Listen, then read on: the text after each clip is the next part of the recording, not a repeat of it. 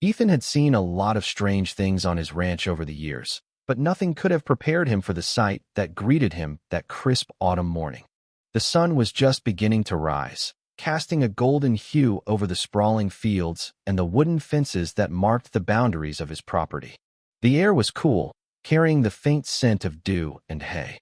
It was a peaceful morning, the kind that made Ethan feel grateful for the life he had built here, far from the chaos of the city. But as he stepped out of his farmhouse and onto the dirt path that led to the stables, something felt off. The usual calm of the ranch was disrupted by an unsettling tension. His horses, usually calm and content in their enclosures, seemed restless. Midnight, his prized black mare, was pacing back and forth, her tail flicking nervously.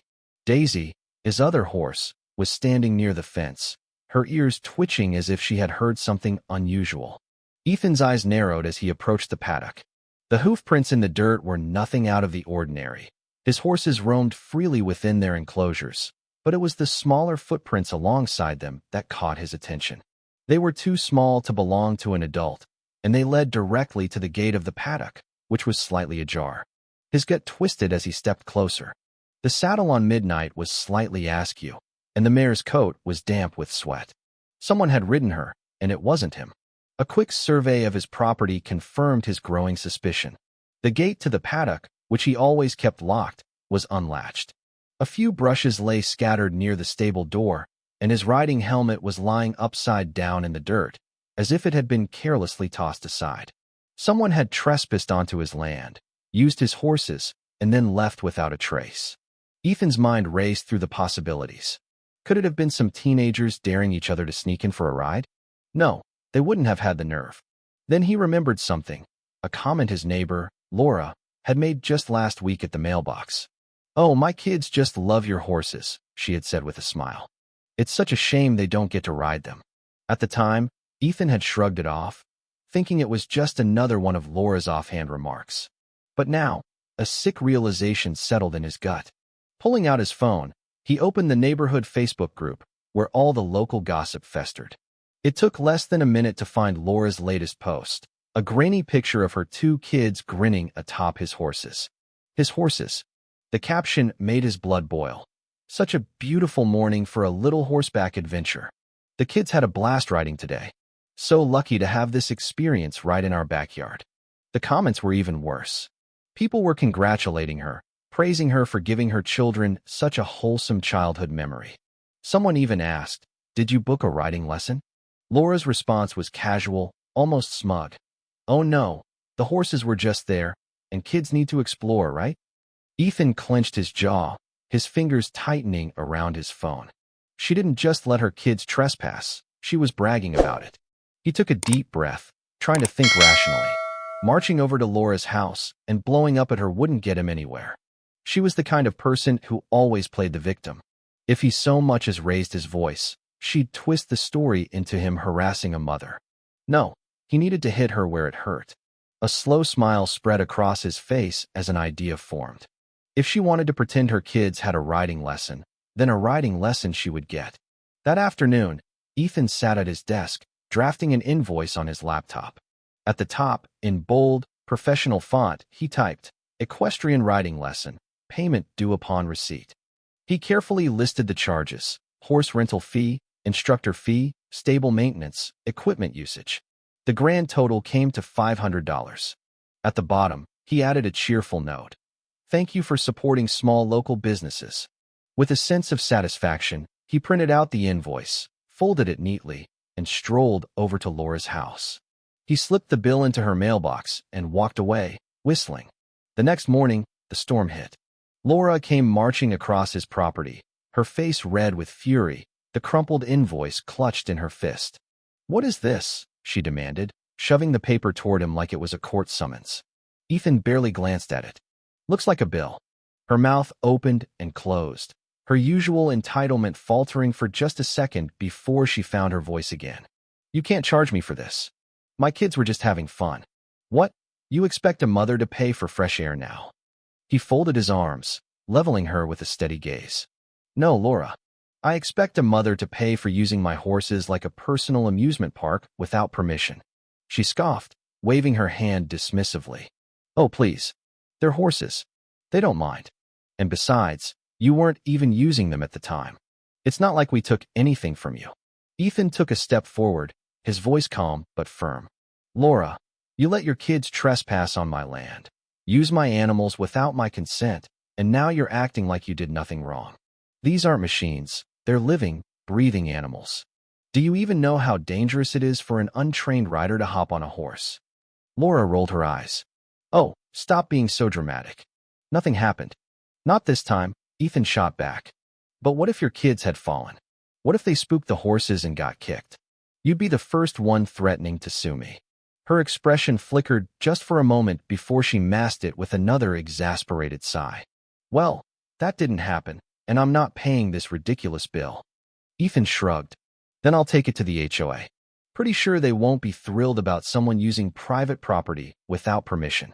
Laura's face twisted. She knew exactly what that meant.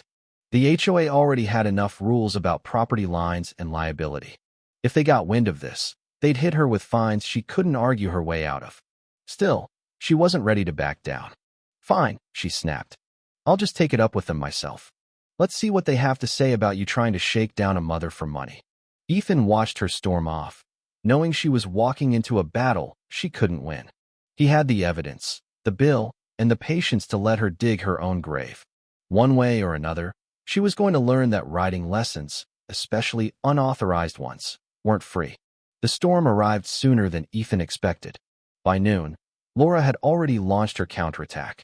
It started with an aggressive Facebook post, dripping with self-righteous fury. Unbelievable, she wrote. Some people in this neighborhood think they can just charge hardworking parents ridiculous fees for letting their kids experience the simple joy of nature. Since when do we have to pay to be part of our own community? Within minutes, the comments flooded in. Some sympathized, parroting her outrage, while others were more skeptical. One person asked, "Wait, did you actually book a riding lesson, or did your kids just take the horses without permission?" Laura conveniently ignored that question. Ethan wasn't surprised. He had seen enough of Laura's antics over the years to know her playbook by heart. She would spin the story, twist the facts, and play the victim until enough people sided with her. But this time, she had underestimated him. He didn't need to argue. He had proof. Less than an hour after her post, Ethan received an email from the HOA. The subject line read, "Urgent inquiry regarding unauthorized business activity." He let out a dry chuckle. Laura had wasted no time. She had gone straight to the HOA, framing him as some shady businessman trying to scam neighbors out of money. He clicked on the email, scanning the predictable accusations. "We have received a complaint from a resident regarding the unauthorized operation of a horseback riding business on your property. Please provide clarification on whether you are charging community members for services and whether these activities comply with HOA regulations." Ethan sighed. He had no interest in HOA politics, but if Laura wanted to drag him into this, he was more than happy to set the record straight. He responded immediately, keeping his email short and professional. He explained that he was not running a business, but rather billing an individual for unauthorized use of his animals and property. To drive the point home, he attached a few select screenshots. Laura's Facebook post boasting about her kids' wonderful equestrian adventure, and the security footage that clearly showed them sneaking into his paddock. He ended the email with a polite but firm note. "I trust the HOA will consider the implications of allowing residents to trespass and use private property without consent. Looking forward to your guidance on this matter." An hour later, his phone rang. It was a number he recognized, the HOA board president, a no-nonsense woman named Linda who had little patience for neighborhood drama. "Ethan," she said without preamble, "I reviewed the footage. We're going to need to have a meeting." Ethan smirked. "I figured." The meeting was set for the following evening at the community center. Laura, true to form, arrived early and fuming. She had brought a printed copy of her own complaint, which she waved around like a legal document. "This is harassment," she huffed, planting herself in a chair. "My kids did nothing wrong, and now I'm being billed like I stole something. This is extortion, plain and simple." Linda raised an eyebrow. "Laura, the footage shows your children entering private property and riding animals that don't belong to them. How exactly do you justify that?" Laura's expression flickered with uncertainty before she doubled down. Ethan has horses. He never said we couldn't use them. How was I supposed to know it was a problem? Ethan fought the urge to laugh. Maybe the locked gate was a clue. Laura shot him a glare. They're just kids. They weren't hurting anyone. Linda, already looking exhausted, interjected. Laura, this is not about just kids. This is a liability issue. If something had happened, who would have been responsible? Ethan, would you have sued him if your kids fell? Laura opened her mouth, then snapped it shut. Ethan leaned forward, arms crossed. I sent you a bill because you used my property and my animals like a service without permission. If you refuse to pay, that's fine. But let's not pretend you're the victim here. Laura scoffed, but she had lost momentum. The other HOA members, most of whom had remained silent, were watching her with thinly veiled annoyance. One of them finally spoke up. Look, this is pretty straightforward. Laura, your kids trespassed, you bragged about it, and now you're mad that there are consequences. We can't force you to pay the bill, but the HOA can fine you for violating community property rules. Laura's face went pale. Fine me? Are you serious? Linda folded her hands. Very.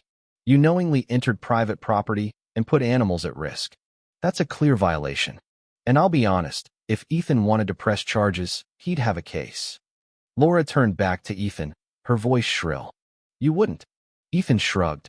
I don't want to. But I also don't want this happening again. For a long moment, Laura sat in stunned silence. Then her expression twisted into something between disbelief and fury. This is ridiculous, she muttered, shoving her papers into her bag. I don't have to sit here and listen to this. Linda tapped a pen against the table. You don't. But the fine will be mailed to your house. Laura stormed out, slamming the door behind her. Ethan exhaled slowly, shaking his head. Well, that went about as well as I expected. Linda offered him a wry smile. Welcome to HOA politics.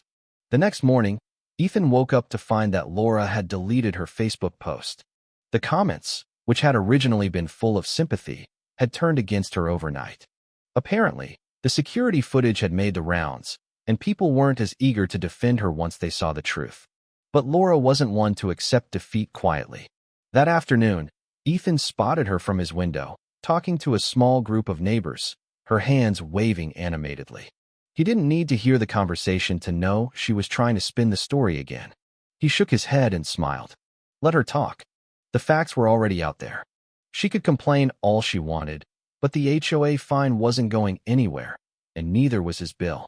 Whether she liked it or not, she had just learned a very expensive lesson. Ethan had expected Laura to stay quiet after the HOA fine, maybe lick her wounds and move on. But he had underestimated her ability to hold a grudge. The very next morning, he noticed something odd while checking his security cameras. Laura was standing just outside his property, peering toward the paddock with her phone in hand. A minute later, she was talking to someone on a call, gesturing dramatically. That wasn't a good sign. Sure enough, within an hour, a sheriff's car pulled up to his front gate. Ethan sighed, already exhausted before the conversation even began. The deputy stepped out, looking vaguely apologetic as he tipped his hat. Afternoon, Mr. Callahan. Got a report about some unauthorized animal business going on here.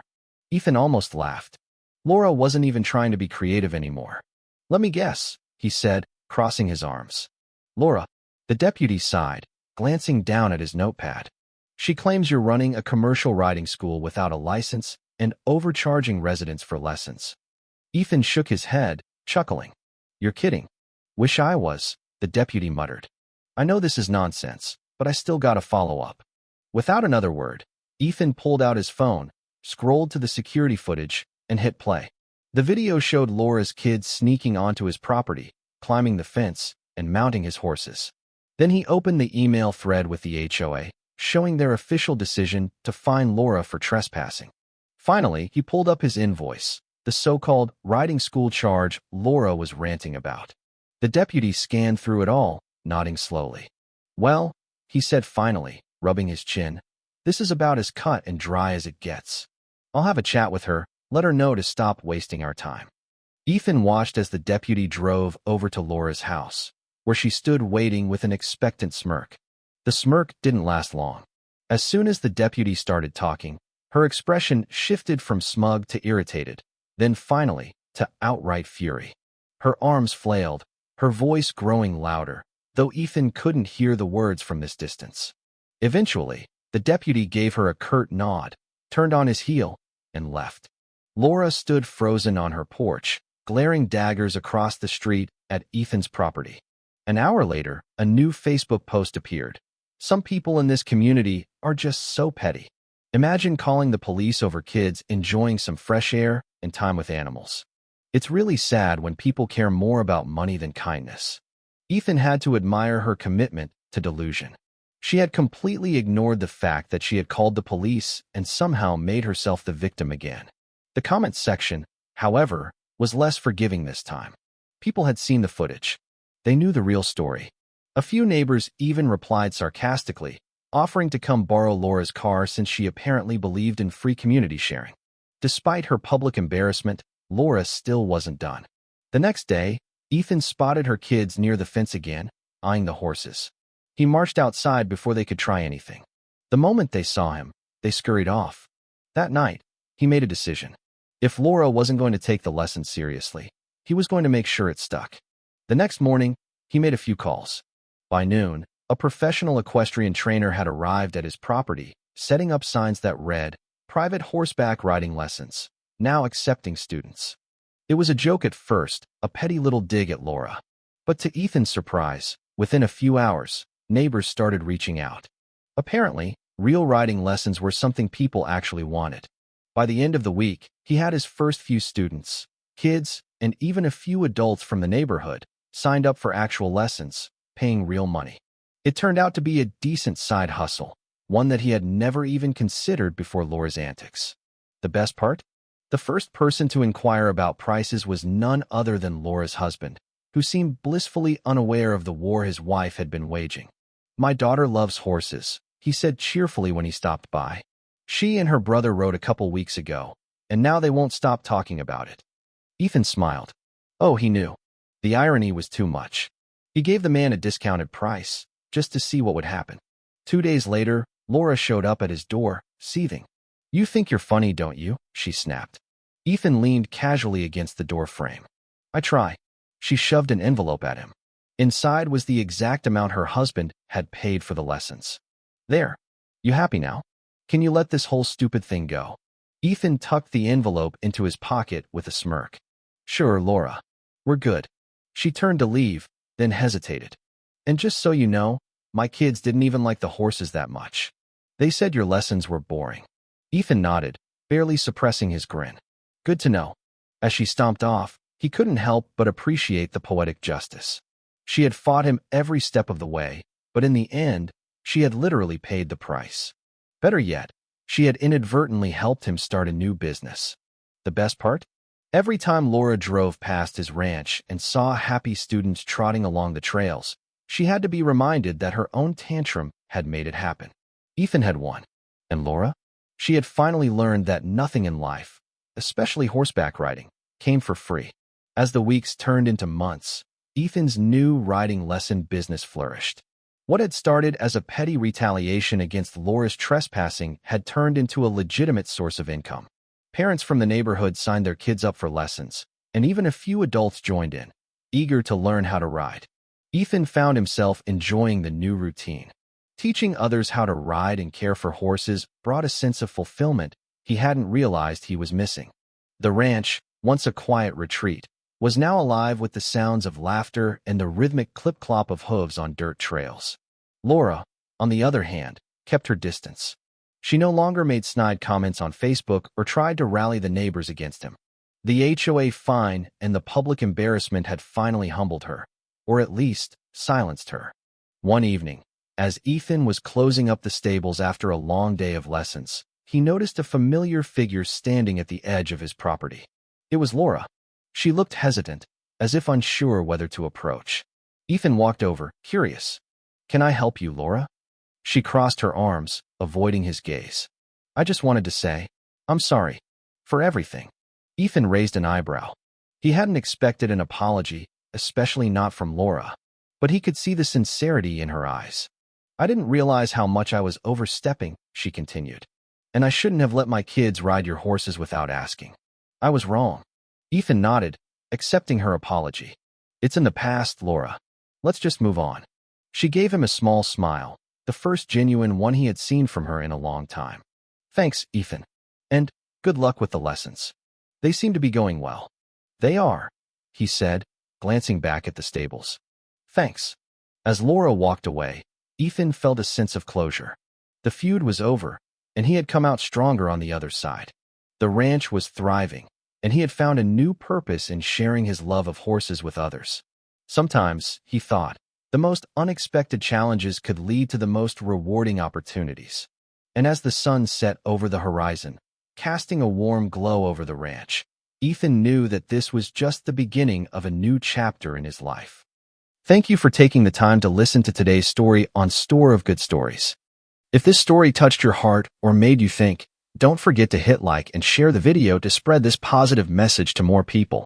And if this is your first time here, make sure to subscribe and turn on the notification bell so you won't miss any of the meaningful stories we share every week. Your support is the biggest motivation for Store of Good Stories to keep bringing heartfelt and valuable stories to you. See you in the next video.